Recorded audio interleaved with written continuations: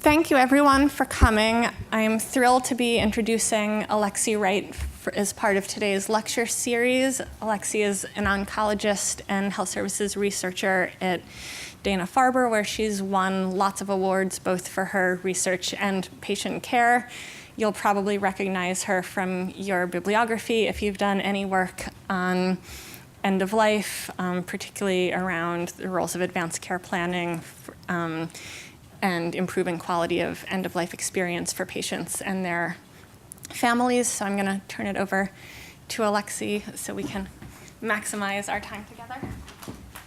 Thanks so much. So you'll notice that this talk has a slightly different title probably than the one that you expected. And that's just because work evolves over time. And this is a fun talk because it's one of the first times that I've given part of it. And so I'm really curious to hear your feedback. And we'll go over some research that I've done in the past, and then some that I'm doing really actively now. And please ask questions, be engaged, whatever. Stop me at any point. So I am squeaky clean. The only disclosures that I have are really grants. So this work was really, when I became an oncologist, it was at sort of the dawn of personalized medicine.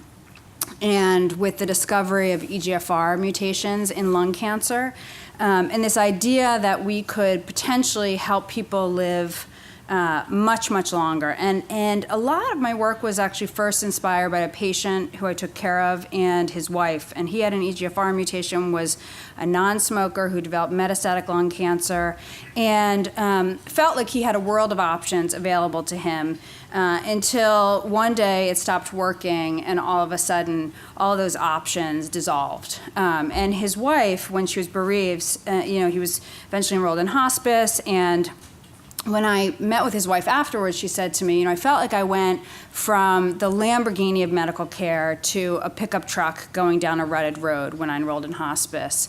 There was I didn't have a roadmap to follow. And so I started, and she said, didn't you have any idea that my husband was dying earlier? And so I started thinking about how we talked to people about death or didn't. And at that time, as a fellow learning oncology, and a lot of our job was to think about what's the median survival of this treatment or that treatment. And often we'd have conversations before we went to talk with patients and say the median survival of this treatment is this. And then we get into the room and all of that clarity seemed to dissolve. And instead of giving them the same statistics that we had just talked about, we'd talk about, everyone's different, and there's some people who live a really long time, and and others that don't. And I think there was a lot of uncertainty at that point in the field about harming patients by giving them frank prognostic information. And a number of studies were published talking about the fact that, do we really want to hit people over the head with their survival? And then this really interesting qualitative study that talked about patients learning their prognosis from other patients in the waiting room instead of through their doctors. And this idea of crushing hope. And so early on, the first research question I really asked was, is there any benefit of having end-of-life discussions? Specifically, is this just a bitter pill that we're asking patients to swallow to make ourselves feel better that they're having informed decisions, or is this truly better medicine? So the first question we wanted to address was looking at whether there were mental health consequences or associations with end-of-life discussions. And then does it make a difference if we have these discussions? And we did this using a cohort called Coping with Cancer, which enrolled patients whose doctors thought that they had less than 6 months to live. From 6 major cancer centers across the country. And specifically, at baseline, we asked a battery of really detailed psychosocial questions to patients who were recruited, and then follow them through time. The time from baseline enrollment to death was a median of 4.2 months.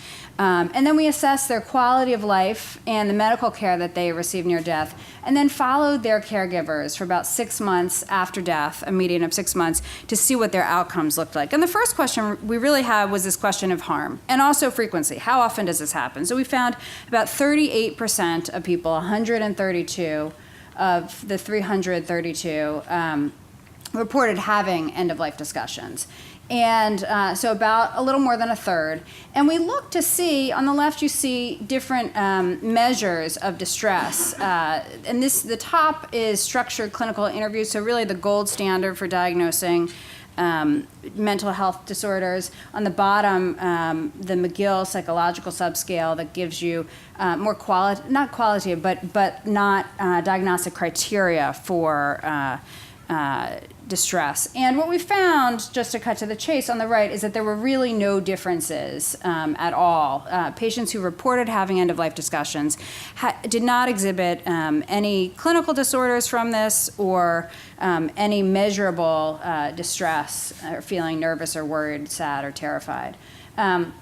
And it did seem that those patients, and I should say we adjusted, when we did this, we did propensity score weighting to try to adjust for any things that might confound the relationship to make the patient populations that we were the control and the end-of-life discussion groups different, to make them as similar as possible. And what we found is that patients who reported having these conversations were more likely to accept that their illness was terminal. They were also more likely to want to know their life expectancy, that prognostic question that I was getting at. They were also more likely to value comfort over life extension and to have completed a DNR order or living will.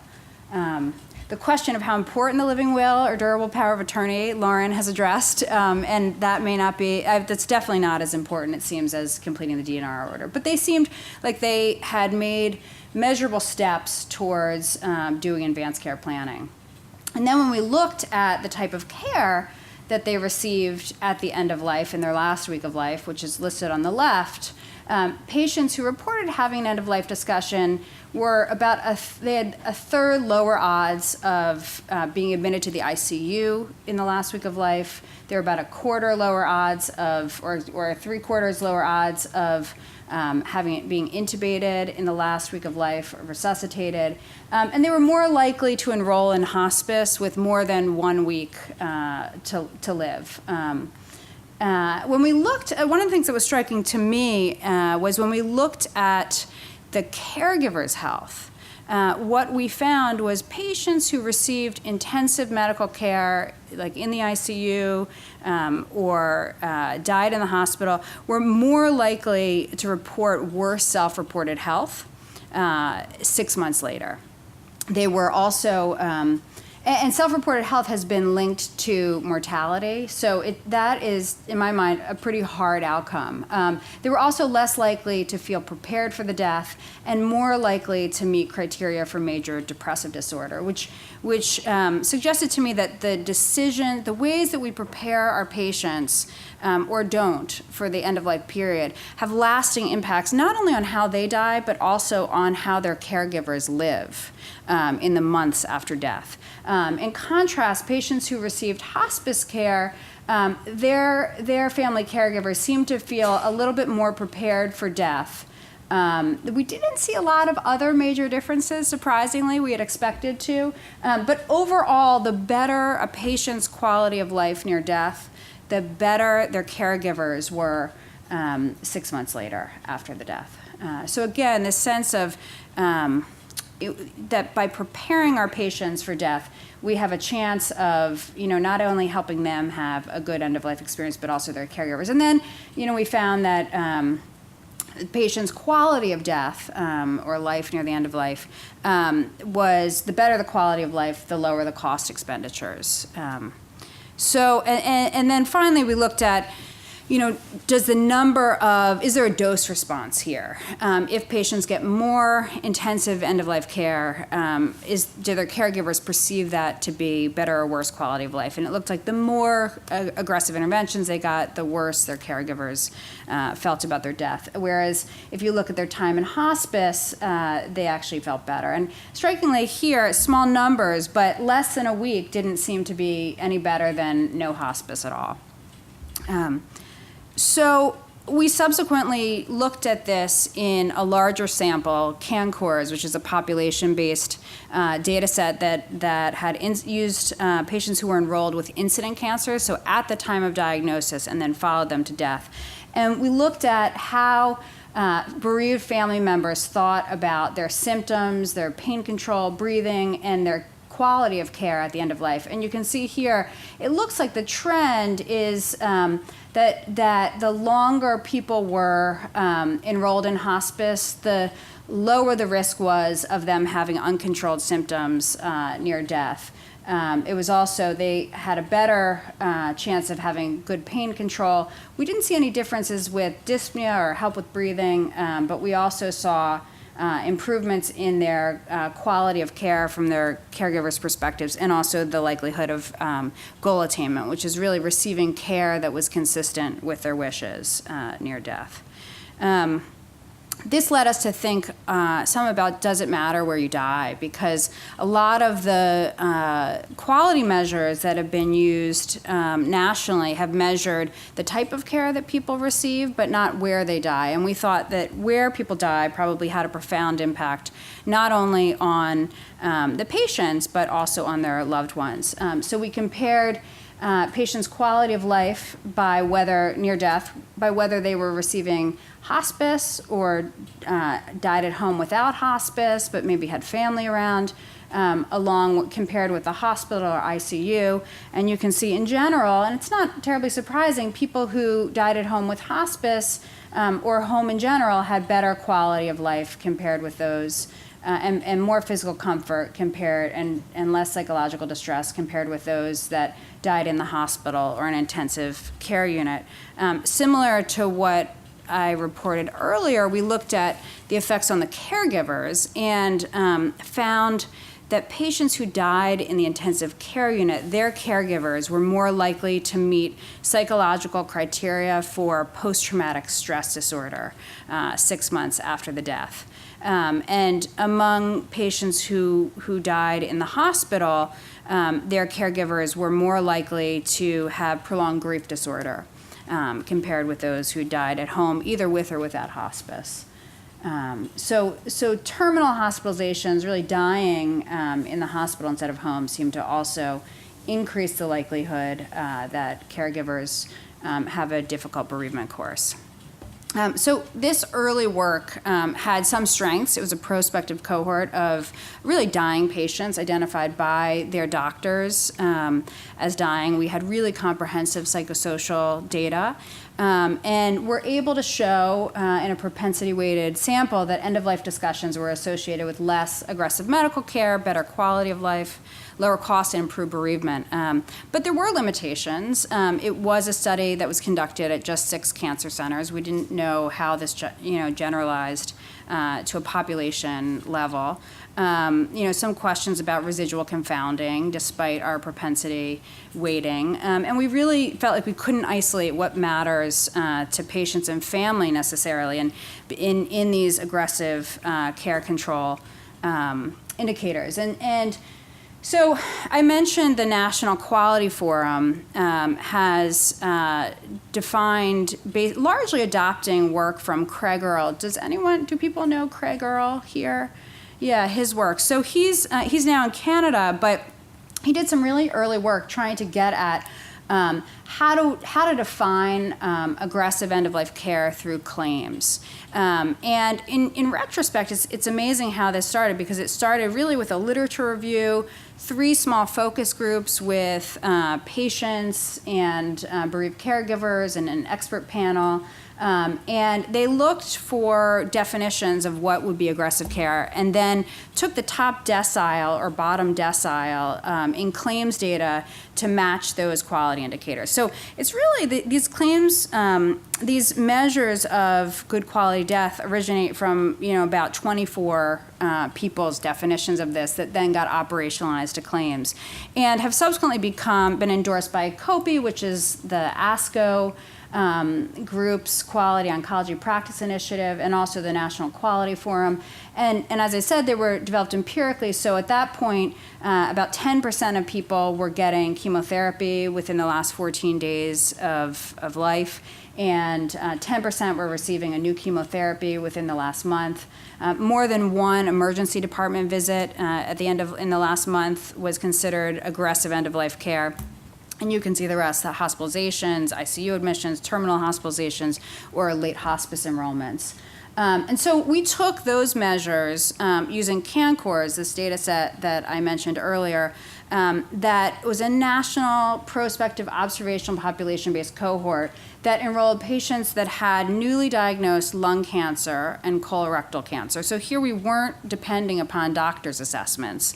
From 5, it was quite geographically diverse, large HMOs, not just cancer centers, also veterans hospitals. And we looked at patients who were diagnosed or recurred with advanced lung and colorectal cancers and who had died by 2011 and were enrolled with fee-for-service Medicare so that we could extract their claims. And really, behind this, we wanted to understand how caregivers perceived the quality of care, independent of all the ways that we measure quality of care, as doctors or as hospitals, how they rated the care, whether it was excellent, good, very good, and to what extent the patient's wishes were followed in the last month of life. And we dichotomized these to be excellent versus other, or a great deal versus somewhat not at all. And then we also looked at goal attainment and whether patients died in their preferred place, and if they were, and we defined it as concordant if where the patient wanted to die matched where the patient did actually die. And so the first thing that we learned was that only about 51% of all patients, their caregivers thought that they had an excellent overall quality of end-of-life care, which is much lower than you would hope we could attain. But conversely, about 81% felt that their loved ones' end-of-life wishes had been followed. But just 56% overall of caregivers thought that the death occurred in the patient's preferred location. So the question, this was partly stimulated and really, we thought about this because of work that Amber Barnato had done and work from Dartmouth as well, where people have looked and found that the intensity of care that people receive near death often matches the medical supply. So part of what we were curious about is, was the care at all, did it seem to differ by patients who had who really had a preference to extend life more than relieving symptoms. Now, to be honest, this question, which derives from the support study, I think is a very sort of wonky question in this day and age, because we no longer have, due to the birth of palliative care, we don't have this false dichotomy anymore where either you want life-extending care or you want relief of symptoms. Ideally, everyone gets both. But this was a validated question that we used, and at the time, it was much earlier. So what you see is patients who wanted life-extending therapy were more likely to, there was a trend towards being more likely to die in the ICU, to be admitted to the ICU, to get more hospitalizations. So they got more intensive end-of-life care compared to those that wanted relief of symptoms to be the priority of their care, which was, reassuring to me. Nevertheless, we found that, like our earlier work in this population-based sample, those who were admitted to an intensive care unit, which you can see here, their family members were much less likely to report that 9% lower risk, or they were much less likely to report that their loved ones had had excellent quality of end-of-life care. Interestingly, we often think about hospitalizations and emergency department visits and chemotherapy near death as being indicators of poor quality of care, but according to families, this didn't seem to be as important as avoiding intensive care unit admissions and also early enrollment in hospice. So here again, patients who enrolled in hospice, their loved ones were more likely to report that the quality of life was excellent. And again, we found patients dying in the hospital, their loved ones were more likely to report that the quality was not excellent. So then we looked at whether what patients received near death in the last month of life and how that was associated with family members' reports that end-of-life wishes were followed. So did people get goal concordant care?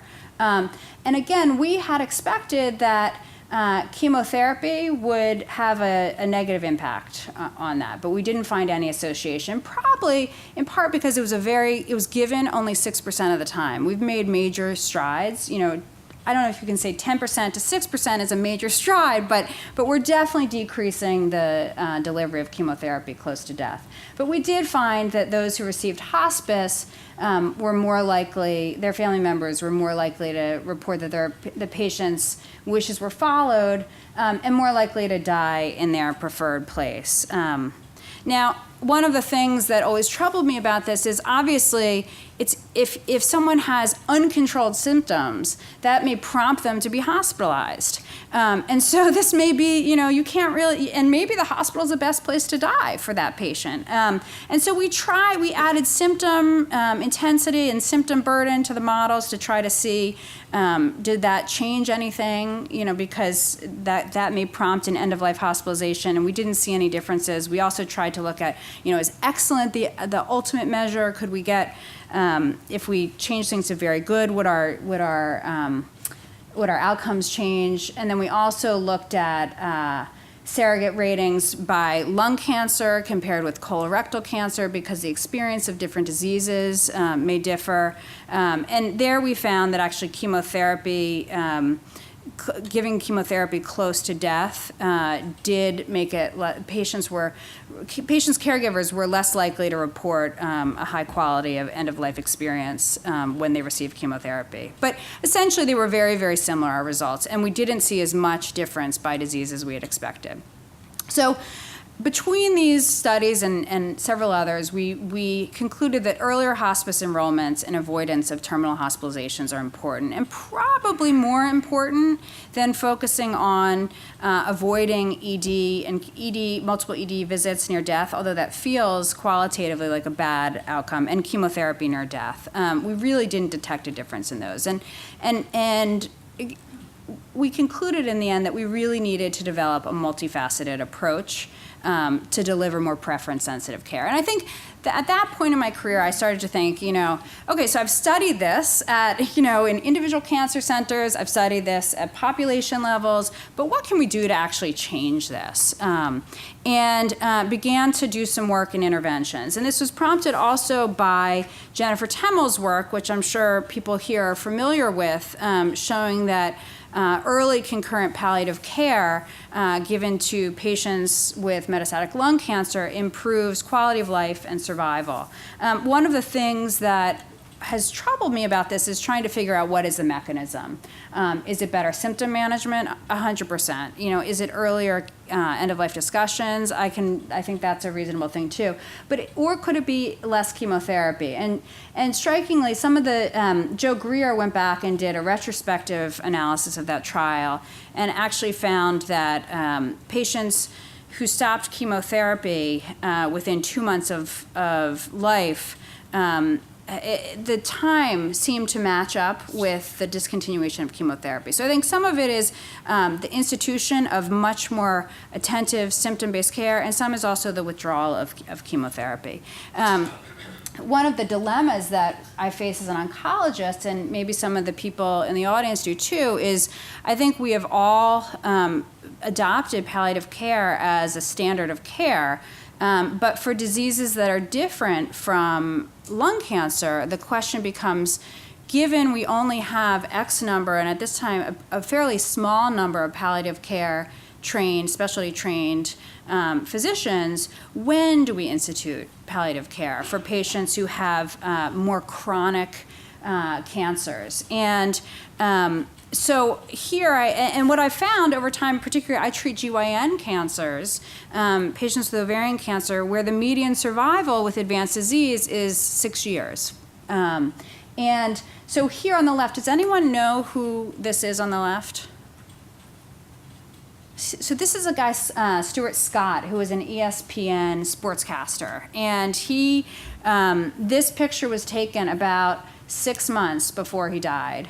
And he felt very strongly that he did not, in contrast to what I said about early end-of-life discussions, he did not want information about his disease, and very much, wanted to fight every day. And on the right is a patient of mine who gave permission for me to use this, who had ovarian cancer, got treatment, developed a bowel obstruction, and actually is still alive today, years later, And so it's funny because you look at this guy on the left, you think he is really strong. He does not look like he needs symptom control. She looks like she desperately needs it. How do we figure out who to give this very specialized service to help everyone live better and longer? And one of the things I realized is that our measures for chemotherapy decision-making are quite crude. We base them upon the ECOG performance status that we assess each time we see patients in visits. But we know from work that Ethan Bash has done that oncologists miss 50% of patient symptoms. And there was a study that he did at Memorial Sloan Kettering where he had oncologists make estimates of patients' performance statuses in the office, and then when they went to get a clinical trial drug, they actually another oncologist made an assessment of their performance status, and the concordance was only 60%. So 2 oncologists, same day, same visit, less than an hour apart, made we're not that much better than chance at estimating performance statuses. And we're really reliant on patients' retrospective recall of the past 3 weeks. And also our heuristics. We make cognitive shortcuts all the time based upon people's age, how frail we think they are, that may have very little to do with how they're actually doing at home. So many years ago now, Ethan started something called the STAR system. And how many people have heard about this work? Does anyone? You have, okay. So at Memorial, he had patients, when they came into clinic, report their symptoms. And he followed them over time. And what he found was in the group that reported their symptoms, and those symptoms were then reported to the oncologists as well, that patients had better quality of life. Their quality of life was improved. They also were less likely to be hospitalized or sent to the ED. So just systematically getting people's symptoms at every visit seemed to make a difference in their quality of life and also in their healthcare utilization. And then this past year at ASCO, our major annual oncology meeting, he showed that there was also a survival difference between people who were systematically reporting their symptoms in clinic compared with those who were not. And I think that's because, oncologists were given, a list of the symptoms, and patients may have felt more comfortable reporting symptoms, some of which are difficult to report, using this standardized schedule compared to just kind of recalling in the office in a time-pressed manner. So even before that was started, I was thinking, we really don't track symptoms or performance status in real time, nor do we do it in the real world. And we know from his study that cancer patients are willing to report their symptoms using technology, and that smartphones are the one thing that each one of us carries around, and the one thing that people, if they leave them at home, will go back for. They may not go back for their wallet or their credit cards or even sometimes their house keys, but if they leave their phone, they're going to go back. And so what that made me realize is that this using people's smartphones as a tool to really measure their symptoms and measure their activity levels may be a way to modify, both get a better sense of their lived experience and also modify their behaviors. And so with a collaborator of mine, JP Onella at the Harvard School of Public Health, we have been using so the question that we launched a study, and the question is really, can we improve patients' quality of life and their cancer outcomes by developing a proactive system to monitor symptoms at home? Because I feel like a lot of the care that we deliver is hospital-based. And the reality is people spend hours of their lives with us, but not days and weeks and months. Most of their time is actually spent at home.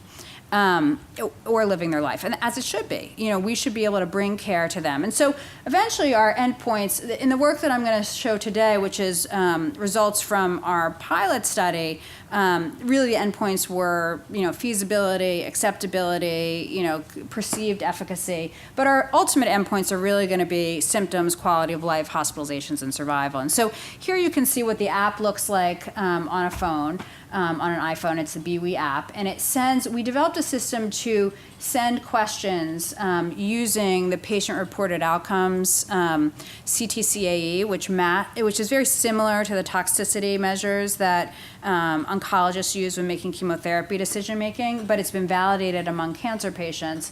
And then we figured out a way to risk stratify the responses into high or low risk symptoms, and then alert the patient and the team. Because one of the things that we started to find as we did work in this area was that patients often don't know when to call and what signifies a significant symptom. And while we might think any symptom matters, if they call with something that they get negative feedback from their team about, like, oh, you shouldn't have called us with a pink eye, or a blurry eye, then they may not call the next time. And so giving people guidance about what things they might be able to manage on their own and what things they need help with is important to patients and caregivers. So this is what it looks like, the app and the surveys that we send people using a validated symptom measure. It looks like on an Android. So it says in the last 7 days, how often did you have nausea? And if this person reports occasionally or rarely, they will get advice to their iPhone right there that says, this may help you. Here are foods to stay away from. Try these steps. Conversely, if they identify that they've been having abdominal pain almost constantly or frequently, then it will say, please contact your clinician immediately. These are serious symptoms. And then it preloads the phone number into their smartphone and dials a clinic. One of the things that we found is even when we give people that advice, people still don't call all the time. And so we, at the same time, feed that information back to the clinical teams and reach out to people. And what we've found so far is that this gives us more management options to control people's symptoms. So we can both do it within the app. We can also do more proactive phone coaching. In one case, we've sent a nurse to the home. Or we can do an urgent triage and visit. At the same time, while this, I think, is helpful and an extension of earlier work, I felt really like we might be able to do more with passive monitoring. And so at the most basic level in this study, we gave patients Fitbits as well to see if we could monitor their steps as a measure of their performance status. Because if you look back at the basic ECOG performance status, it's really how much time do people spend out of bed? Are they spending less or more than half of their time, in a chair or resting? And you can ask that, but if I say to you, how are you spending more or less than half the day in bed or in a chair over the last 3 weeks? It's hard to say, and it's also it's hard to remember exactly, and people spend a lot of time thinking, did I, didn't I? And they also know that chemotherapy decisions are tied to this, and it's not a quantitative estimate. So here you can see, and apologies, this is from a proof that it hasn't, the manuscript hasn't come out yet, so it has proof only at the top. But you can see a patient who we were following, and what we're learning is that people have circadian behavior patterns. So this particular woman gets up, she putters around the house in the morning, and then each night she takes an evening walk with her partner. And so this we saw pretty consistently over a course of days. And then one day we found that she had almost no movement. And so, and then when we looked at her app data, we saw that particular day she reported that she was having nausea and vomiting. Occasionally it was severe. And here you can also see a different version of her steps. And so we reached out to her to say, what's going on? You know, how are you feeling? And she said, actually, I'm just waiting for my husband to get home because I'm nauseous and vomiting. I think I have a small bowel obstruction, and I'm headed to the ER. And it turned out she had a gastric tube in place, so we had her open up the gastric tube, and, you know, we were able to manage her symptoms at home. And you can see the next day she was up and walking again. So it was a place where I think had she gone into the ER, she would have been there for at least 4 days on IV fluids, resting her bowel, recovering, and in this way she was actually able to stay home. And since then, this is what our first reports looked like when we gave them to patients and doctors. We've gotten a little better. This is what our latest reports look like, so we can give people more information. As we iterate and change this, there will be graphs that change. It turns out the software development side of this is actually harder than you would expect, although a lot of commercial companies are doing this well. In general, this has been something that patients have really loved. I think the Fitbits have made people more motivated to move, and they've found if they move after chemotherapy, they actually feel better than when they rested. And so people really loved that. And then physicians and nurse practitioners have felt like it allows them to talk about things from sexual health to anxiety, things that they wouldn't have necessarily been able to elicit, but they have it on a piece of paper. That they can then talk to patients about. It's also a pretty efficient way, if you look back, to say, oh, on this week, you know, you had these symptoms. You know, looking back at 2 weeks, you can get pretty accurate data about what people have been experiencing. So at the present day, we're collecting from patients their symptom data, their quality of life using the PROMIS measure, their physical function. We're looking at their step count. And also looking at passive data using GPS data and approximating their sleep and some of their phone-based communication patterns. And so before I get into this part of the talk, I want to ask, how many people here use either use Waze or Google Maps? Yeah, okay, and I think all of us are alert to this after the recent Facebook thing that happened with Cambridge Analytica, but these apps and others track our movements already all the time. So I think one of the things that commonly happens when I talk about this area is sort of, you do what? You know, you're tracking people's phone patterns, you're tracking their sleep patterns, but I actually think it's the work that we've done with symptoms is actually only the tip of the iceberg, and the most interesting data that we're getting is really our data that capture estimates of sleep from how people interact with their smartphones, because people often go to bed and set their alarm with a smartphone, plug it in, and then the first thing that they do is turn off their alarm. So that actually turns out to be probably a much better estimate of sleep than their Fitbit, because they may lie in bed and read for an hour before they go to bed. It also sometimes captures when people wake up because they check the time. So we've been able to validate time asleep with smartphone activity. We're also looking at time at home and how often people leave the house based upon their GPS data, how far they're traveling and their activity levels. Right now we're in the process of validating the accelerometer data from the phone against Fitbits to see, using the accelerometer data and also the gyroscope data to see positioning of the smartphone, whether it's in the pocket or to get a sense of how much they're moving, and then also to detect clinically significant events. So here's an example of data that we got on the same patient that I mentioned, or actually this is on a different patient. So you can see in the dark bars here, this is her steps. So she was getting chemotherapy on this day. She had very few steps reported from her smartphone. And then the next few days, she did a lot of steps. As she started to get a little bit sicker, her steps tapered off and dropped, and you can see she had an urgent clinical encounter there. And then she stepped back up again, and then got chemotherapy, had a little drop again afterwards. So you can actually track how people are doing relative to their clinical encounters. At the same time, the lighter gray bars represents the proportion of time away from home. So on this day that she got chemotherapy, she was away most of the day.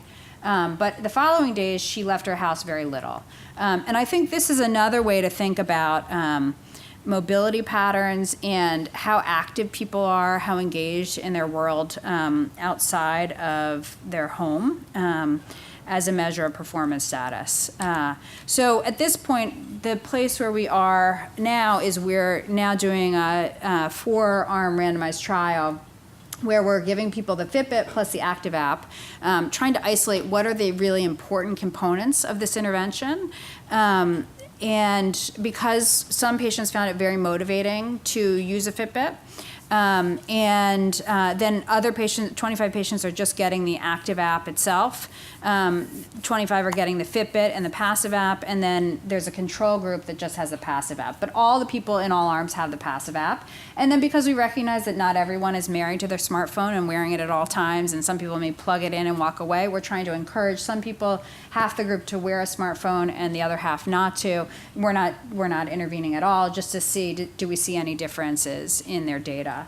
And the place that I'm hoping that this will go is, this is data from a different cohort of patients, from a cohort with schizophrenia.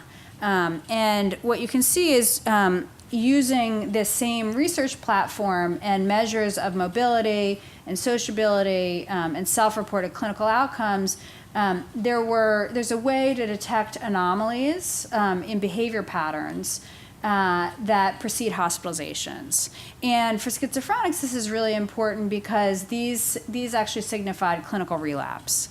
And so you could see, if you intervened here, you might be able to prevent a hospitalization, or at least keep these patients away from self-harm. I think an analogous situation exists for cancer patients, and particularly uncontrolled symptoms. I think for us, in the disease that I treat, ovarian cancer, we're probably not going to detect disease, or we might detect disease recurrences earlier, but that's actually not my hope, because in the cancer that I treat, actually we need to hold back from retreating immediately. There's data that, if we jump to retreat ovarian cancer, we actually give people more chemotherapy, they have worse quality of life, and they don't live any longer, so we have time. But I do think that we can catch serious symptoms before they escalate.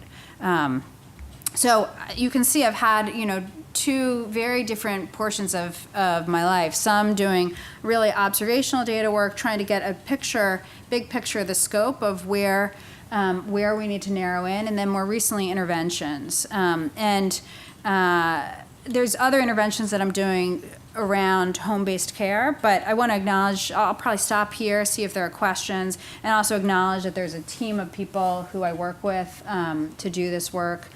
Particularly the latter work, JP Onella, and at the time a postdoc that he was working with, as well as my mentor Nancy Keating and others who I work closely with.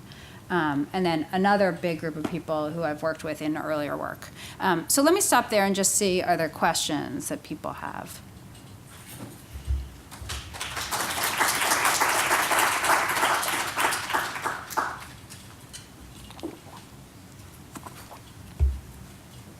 Just getting prepped here. We have a couple of microphones that we can bring around to you, those who have a question. It's important to use the microphone just so that it can be heard by the entire audience. So we'll start right here. Thank you so much for your presentation. It's excellent. I appreciate it. I have one small question. It's about, I heard there are many apps for monitoring patients, no matter for chronic disease or other kind of disease like cancer.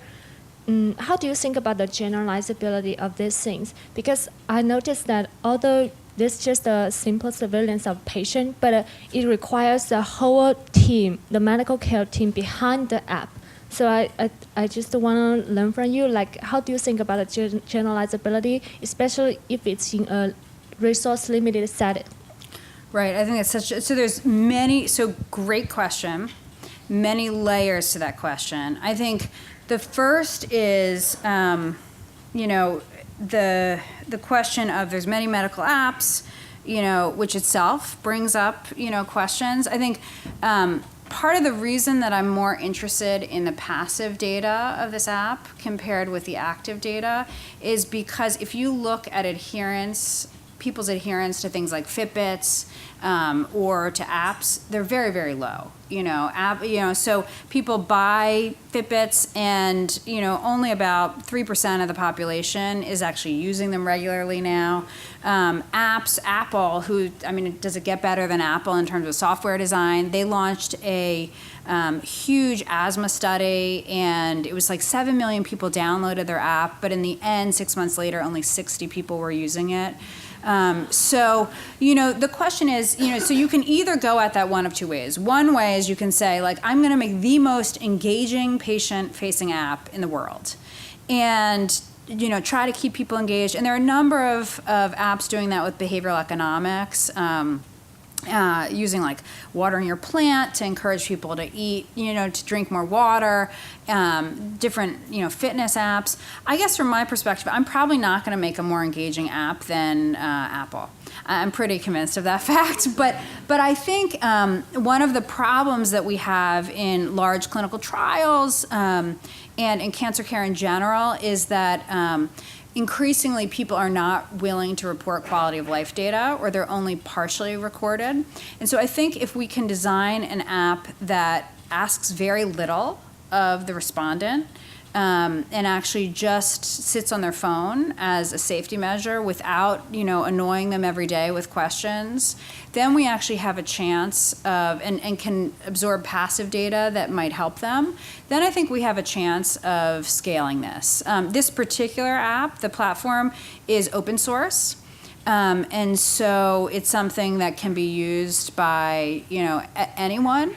Eventually, I'd say now we're still sort of working out the kinks, and I think it's hard to probably use de novo without support. But I think that's the answer. To me, I think passive data is probably more promising than active data.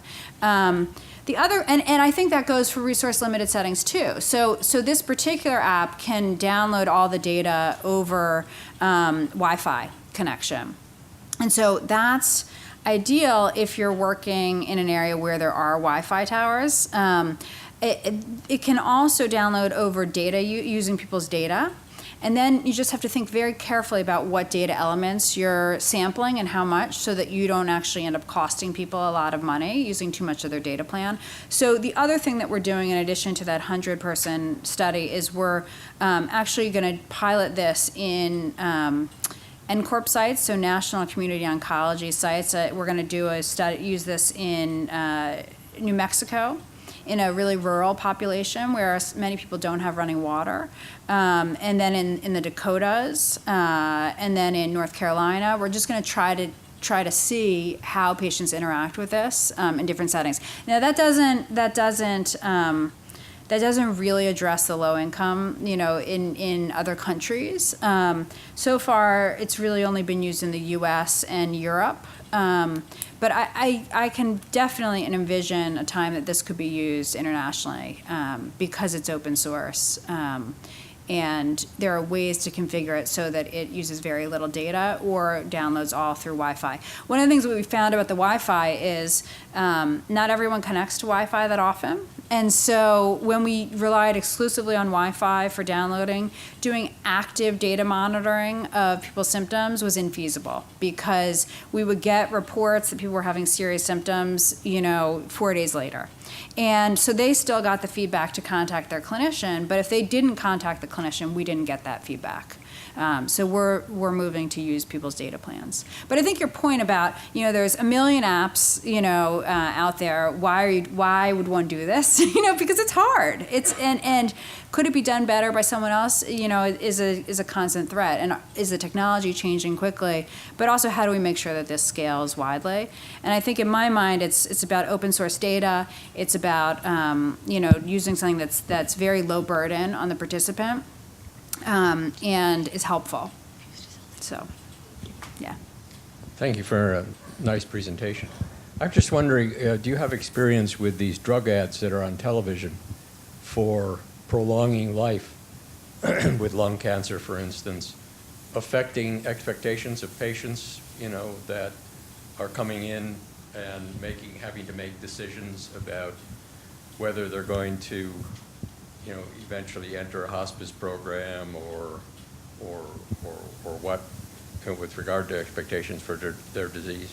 Yeah, no, absolutely. I think I don't have research experience with that. I have more anecdotal experience with that, and also colleagues of mine have studied kind of the effect of consumer to patient communication, because you're right, especially with immunotherapies. And I think the dilemma about immunotherapies is that for some people there's very few symptoms, and it can meaningfully extend life in lung cancer and melanoma for certain subpopulations. But because they're so broadly advertised, every patient I see, every new consult ends with, I just want to find out, what are your thoughts about immunotherapy? And I think that that's a direct result of, commercial advertisements. And where I live in Boston, there's a highway ad for Keytruda, and it's just like mind-boggling to me that a company would spend money to advertise an immunotherapy with, just the name, Keytruda, to get people to use it, but it seems to be working. And I think we've been starting to look at the use of immunotherapy off trial and claims data, and although the claims are a few years behind, we're seeing more uptake than you would expect, not in clinical trial areas, but in community places. It's sometimes not second line, but first line. So definitely, I think it's impacting not only patients, but oncologists to some degree. I think that, some of that is enthusiasm and true believers, and then some of it is something else. And so the trick is how that brings up other dilemmas. Jennifer Temmel wrote a op-ed in JCO, 6 months ago or something, that challenged the idea that we can accurately prognosticate now that we have immunotherapies, because it's an option that's much harder to predict. Other questions from the audience? We have a microphone on that side too. Dr. Wright, thank you so much for being here. Great presentation. I'm a palliative care doc, and one thing we're looking at is how do we provide care to people, similar to what you're saying in terms of at the place that they want to be. A lot of times that's home. So I can certainly see the relevance of this in conjunction with something like home-based palliative care or outpatient palliative care. I think one thing you mentioned was you're looking at some data on home-based palliative care. I'd love to just briefly hear some tidbits there. So Rob, I've known you forever and I admire you tremendously. And the work you're doing here is spectacular. We are doing some work. I don't know if I brought. Yeah, so I have another study. It's actually not planned. It's launched now. Bolster, that has the same idea as basically delivering home-based care. And I'm not going to go through because I don't actually even know what these slides are. What lies behind. But the idea is for patients who have, I see this last project as a low-touch intervention in the sense that, and it's scalable, it's something that you can download on the iPhone, it's pretty self-contained, it can use existing care management. Basically, if we're alerted someone's suffering, we alert the program nurse, the oncology team responds.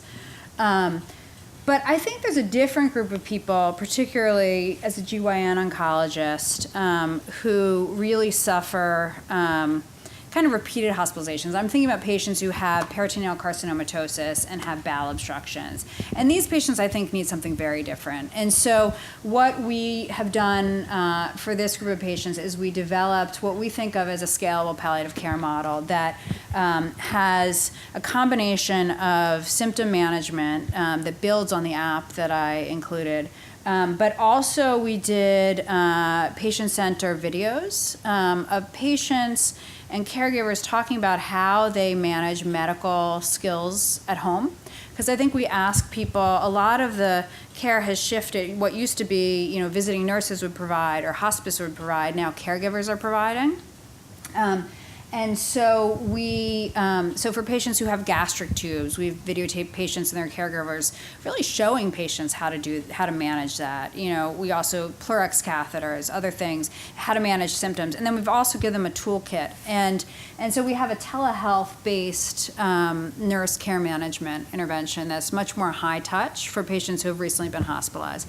I think it's potentially the question is always scalability, and I don't know. It was modeled off of the chronic care model, which really Wagner's chronic care model which is originated in primary care.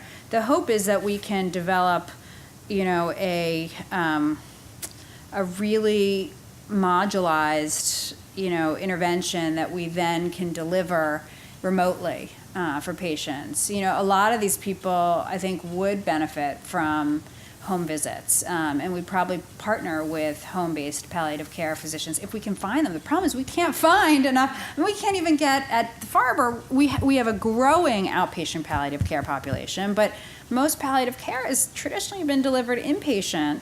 So scaling it to the outpatient world is a whole nother thing in a way beyond cancer, and then scaling it to the home is a whole nother dilemma. So this is really designed to help partner with either patients who are on their own at home or with visiting nurses to help patients learn how to self-manage things that are tricky and often land them back in the hospital, but also to give them more support.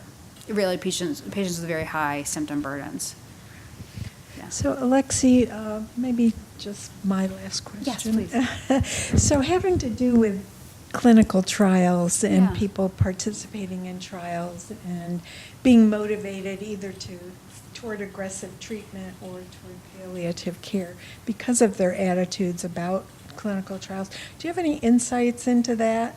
It's probably not the either or again, but I really think, whether it's accepted or not, I really think, having every phase 1 patient have palliative care, work with them, and have it really as a default rather than an add-on seems to me the right way to go. And I don't know what you guys think, whether you think that Rob, I'd be curious to hear what you think about whether that's scalable, whether you're doing anything like that. I think you're much more likely to be able to keep people on phase 1 trials, frankly, with palliative care support than without. I think the big issue. I think the big issue is. Yeah, you might have to turn it on.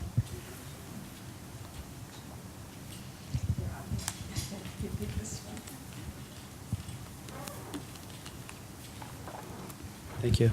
I think the big issue is having enough providers, whether they're doctors or nurse practitioners. But I think another solution is making sure that we have increased primary palliative care so that all oncologists, all hospitalists, everyone in the workforce knows how to have some of these basic skills, knows how to manage some of these basic symptoms, and make it a bit more nuanced for each of them. And so we're doing some of that right now with our ACO work. But I think the workforce issue is the big issue. And every institution is different in terms of their culture in how they accept palliative care. I think at Hopkins, it wasn't really well accepted for a long time until 2011 when they brought on Tom Smith. And even then, there was slow uptake on that. So there's also a lot of cultural issues depending on the institution. Right. Well, thanks everyone for coming, and let's thank Alexi Wright again. Thanks. Thanks so much.